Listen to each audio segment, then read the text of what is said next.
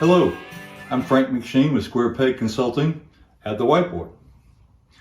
I'm a supply chain cash guide, and these are the components of the business-to-business supply chain as I see it.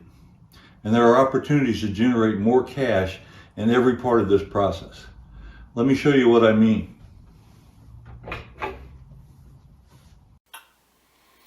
Hello, in today's session we're going to take a look at an aspect of the make part of our B2B supply chain process around rework, and I call it attacking rework for more cash. So we're going to take a look at an example from a contract electronics manufacturer that was a client, where we analyzed the causes of rework. And the first analysis was around occurrences, just how many times a certain type of defect happened that required rework. And what we found was that parts alignment was the biggest cause of that from an occurrence point of view. Missing parts that the machine hadn't added properly was second, and insufficient solder was a close third into that analysis.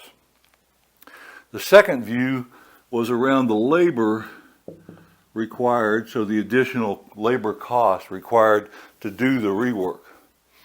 And in that case, it looked like, or what came out of it was parts alignment was less of an issue. So was missing parts. From a labor perspective of just doing the rework itself, the biggest contributor was insufficient solder.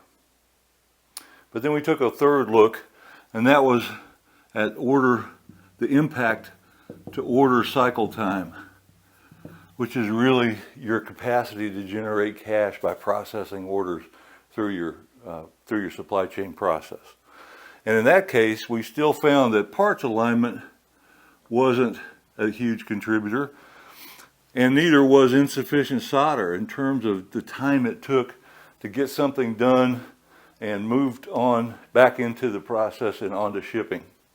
What was really taking up the biggest chunk was missing parts.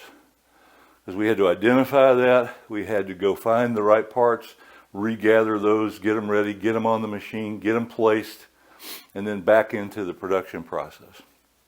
So if you were attacking rework from an occurrences point of view, we would have been on parts alignment. If we were attacking from a labor point of view, we would have gone after insufficient solder. But from a cash generation perspective, the real place to focus was right here on missing parts.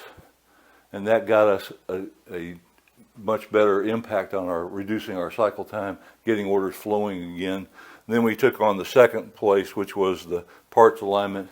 And then last was the insufficient solder.